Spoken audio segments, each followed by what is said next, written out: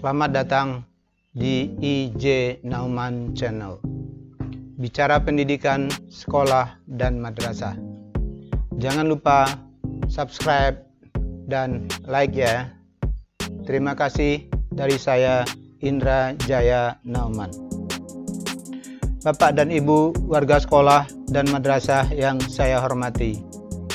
Pertemuan kali ini kita akan berbicara tentang akreditasi sekolah dan madrasah, yaitu tentang persiapan sekolah menghadapi akreditasi, khususnya tentang langkah ketiga, yaitu menyiapkan dokumen dan bukti-bukti kinerja, khususnya lagi berkaitan dengan komponen mutu sekolah. Bapak dan Ibu warga sekolah dan madrasah yang saya hormati, untuk menyiapkan dokumen dan bukti kinerja, kita harus memahami dulu butir-butir kinerja itu dengan melakukan langkah-langkah berikut. Langkah pertama, pahami butir kinerja dan aspek-aspeknya. Langkah kedua, dalami perbedaan capaian kinerja pada setiap level kinerja.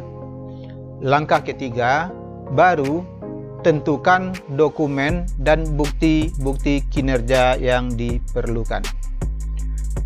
Mari kita coba untuk butir kinerja nomor 2, yaitu siswa menunjukkan perilaku religius dalam aktivitas di sekolah atau di madrasah.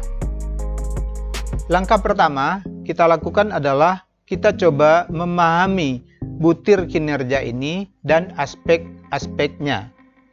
Nah, untuk itu kita melihat ke bagian definisi dari instrumen ini.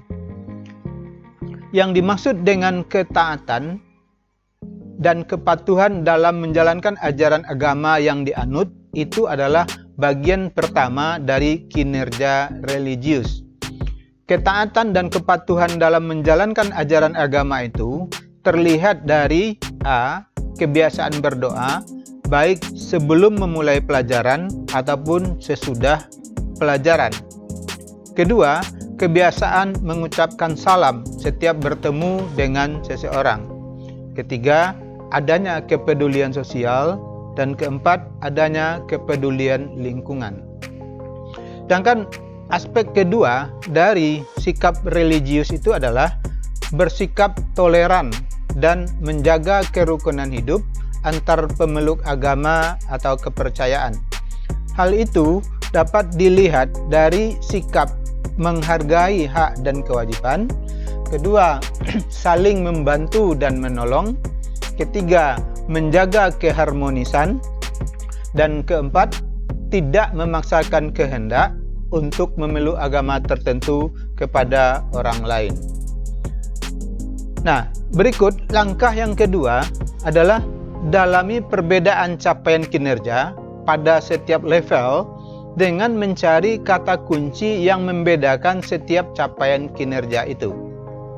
Nah, mari kita lihat capaian kinerja dan level kinerja untuk butir nomor 2 ini.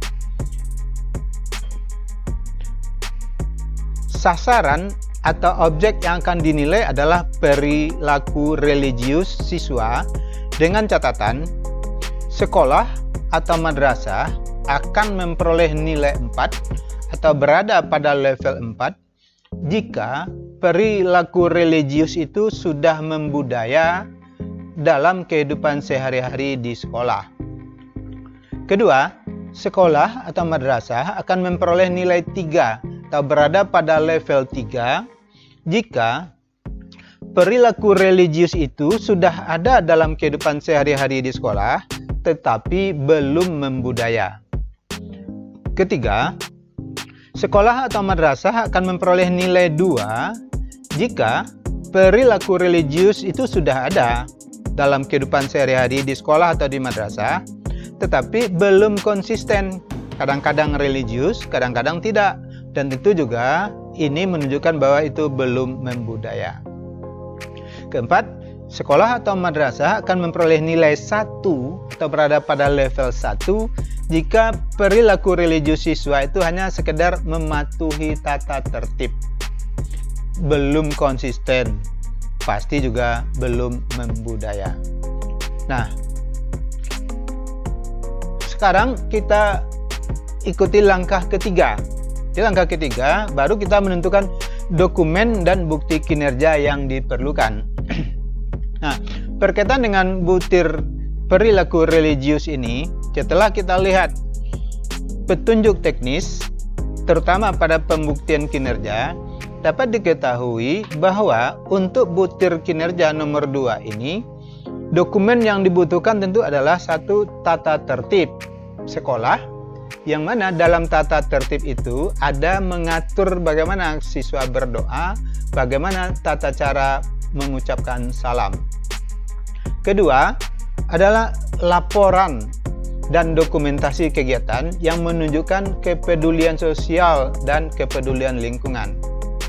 Ketiga, laporan dan dokumentasi yang menunjukkan sikap toleran dan menjaga kerukunan hidup antar pemeluk agama. Nah, berkaitan dengan laporan, saya ingin mengingatkan bahwa setiap ada bukti kinerja yang berupa laporan, sebaiknya itu dengan jelas mencantumkan apa kegiatannya, di mana kegiatannya, kapan dilaksanakan, dan siapa saja yang ikut dalam kegiatan itu. Kalau bisa, tentu dilengkapi dengan foto atau video, atau kalau perlu memang ada daftar hadir siswanya. Nah, itulah Bapak dan Ibu berkaitan dengan langkah-langkah kita melengkapi bukti untuk butir-butir tersebut. Nah, sekarang kita lanjutkan ke butir kinerja nomor 3. Butir kinerja nomor 3 adalah siswa menunjukkan perilaku tangguh dan bertanggung jawab dalam aktivitas sekolah atau di madrasah.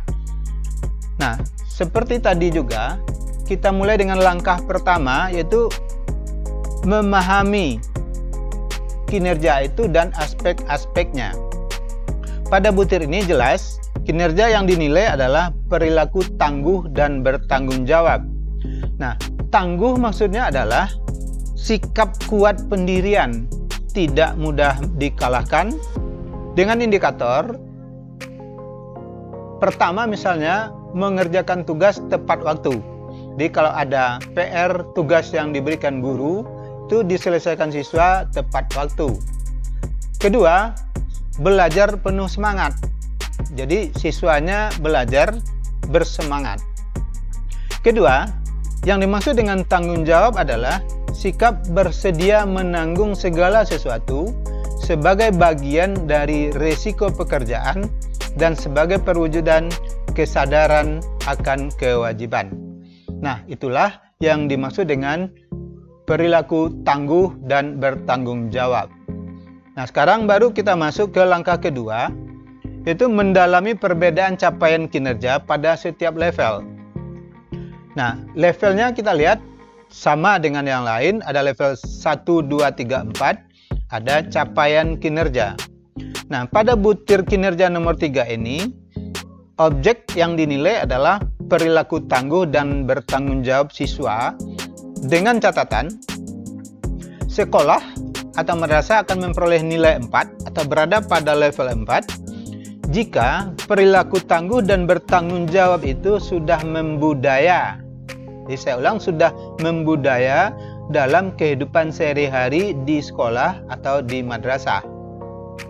Kedua, sekolah atau madrasah akan memperoleh nilai 3 jika perilaku tangguh dan bertanggung jawab siswa itu sudah ada dalam pembelajaran di kelas, tetapi belum membudaya dalam kehidupan sehari-hari di sekolah atau di madrasah. Ketiga, sekolah atau madrasah akan memperoleh nilai 2. Jadi memperoleh nilai 2 berada pada level 2 jika siswa belum konsisten berperilaku tangguh itu dan tidak konsisten juga dalam bertanggung jawab, baik dalam pembelajaran di kelas. Dan terakhir, sekolah akan berada di level 1 jika siswa belum menunjukkan perilaku bertanggung jawab dan tangguh itu. Nah, sekarang Bapak dan Ibu, kita lanjutkan ke langkah ketiga, menentukan dokumen dan bukti-bukti kinerja yang diperlukan untuk butir ketiga ini. Nah, dari petunjuk teknis dan pembuktian kinerja dapat kita ketahui bahwa untuk butir kinerja ini, dokumen yang diperlukan sebagai bukti kinerja pertama adalah portofolio tugas siswa dalam pembelajaran, termasuk catatan penilaian tentang tugas-tugas siswa itu. Nanti akan kelihatan ketangguhan dan tanggung jawab siswa. Kedua, laporan pelaksanaan kegiatan ekstrakurikuler yang diikuti oleh siswa, dan di sana akan terlihat bagaimana semangat, tanggung jawab, dan sikap tangguh siswa itu. Baiklah Bapak dan Ibu, itu berkaitan dengan butir kinerja nomor 3. Sekarang kita lanjutkan ke butir kinerja nomor 4. Butir kinerja nomor 4 ini berbunyi siswa terbebas dari perundungan atau bully di sekolah atau di madrasah. Nah, berkaitan dengan perundungan ini, mungkin istilahnya agak baru di beberapa sekolah. Nah, dapat kita jelaskan bahwa yang dimaksud dengan perundungan itu adalah tindakan menyakiti atau membuat orang lain tidak nyaman. Jadi kalau ada tindakan siswa yang menyakiti temannya atau membuat temannya tidak nyaman, baik dalam bentuk kekerasan verbal, ucapan, kekerasan sosial, kekerasan fisik, seksual, atau ada yang disebut dengan cyberbullying atau kekerasan dalam bentuk daring. Seperti mengolok-olok, mengucilkan, menyebarkan gosip, mengancam, memukul, menendang, menjambak, mencuri atau merusak barang milik korban, postingan pesan menghina, membagikan foto atau video yang memalukan, pelecehan seksual, dan lain-lain. Nah, tindakan perundungan itu dapat saja dilakukan oleh sekelompok siswa atau siswa secara perorangan, baik secara fisik ataupun mental, yang orangnya atau kelompok merasa lebih kuat daripada kelompok yang lain. Baik, Bapak dan Ibu yang saya hormati, jika kita lanjutkan ke langkah berikutnya, kita lihat level dan capaian kinerja. Bahwa pada butir kinerja nomor 4 ini, yang menjadi sasaran adalah terbebasnya sekolah atau siswa dari perundungan. Dengan catatan, sekolah akan memperoleh nilai 4 atau berada pada level 4 jika siswa sudah membudayakan bebas dari perundungan, artinya tidak ada lagi bully di sekolah, dan siswa berperan aktif dalam program pencegahan perundungan di sekolah atau di madrasah. Jadi saya ulang, tidak ada bully di sekolah dan ada program pencegahannya dan siswa aktif. Kedua, sekolah atau madrasah akan memperoleh nilai 3 jika siswa sudah membudayakan bebas dari perundungan, tetapi tidak ada peran aktifnya dalam pencegahan. Di sekolahnya aman-aman saja, tapi siswanya tidak kelihatan perannya. Ketiga, sekolah atau madrasah akan memperoleh nilai 2 berada pada level 2 jika siswa mengalami perundungan. Ada perundungan di sekolah, terjadi bullying di sekolah, meskipun sekolah atau madrasah telah berupaya mencegahnya.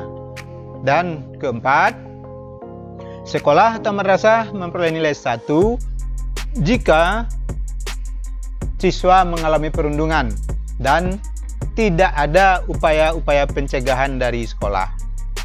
Nah, Bapak dan Ibu, sekarang kita lanjutkan ke langkah ketiga, yaitu menentukan dokumen dan bukti kinerja yang diperlukan. Nah, untuk butir ini, dokumen atau butir kinerja, untuk butir kinerja ini adalah, pertama tentu adalah catatan guru atau wali kelas tentang perundungan. Itu tentu kalau ada perundungan. Kalau tidak ada perundungan, tentu tidak ada catatan gurunya. Kedua, laporan kegiatan pencegahan perundungan yang telah dilakukan di sekolah atau di madrasah. Jadi saya ulang, kalau disebut laporan, jangan lupa Apa nama kegiatannya, di mana dilakukan, kapan dilakukan, dan siapa saja yang ikut. Ketiga, adanya media afirmasi untuk pencegahan di sekolah. Misalnya ada poster, ada banner, ada spanduk, leaflet, dan lain-lain. Ketiga, tentu kalau ada laporan kegiatan ekstrakurikuler yang tidak ada perundungan. Baik, Bapak dan Ibu,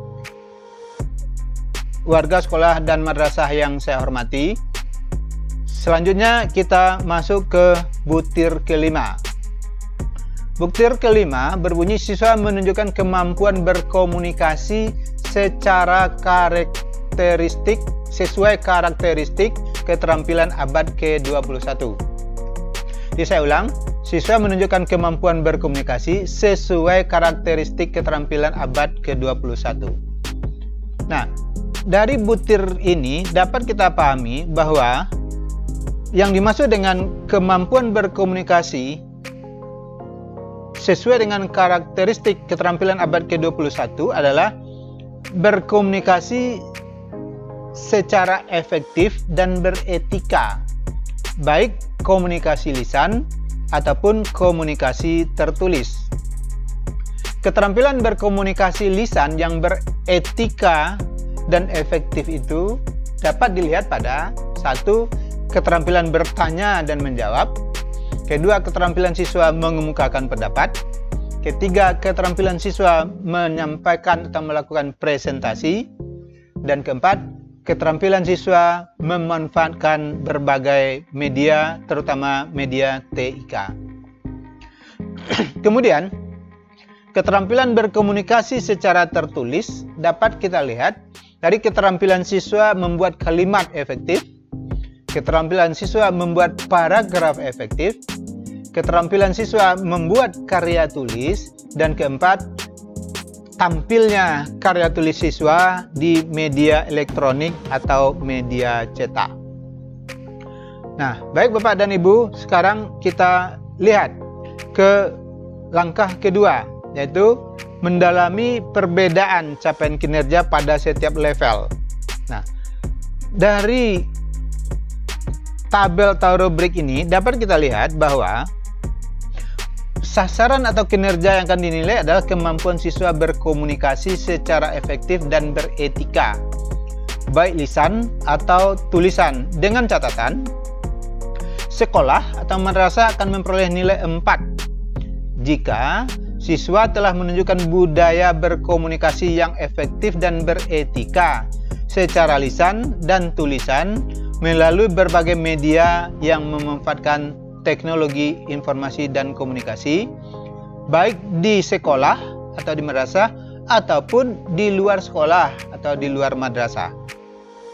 Kedua, sekolah akan berada pada level 3 atau memperoleh nilai 3 jika siswa telah menunjukkan kemampuan berkomunikasi yang efektif dan beretika secara lisan dan tulisan melalui berbagai media yang memanfaatkan teknologi informasi dan komunikasi di dalam dan di luar sekolah atau madrasah, tetapi belum membudaya. Jadi bedanya dengan level 4, kalau level 4 sudah membudaya, level 3 belum membudaya.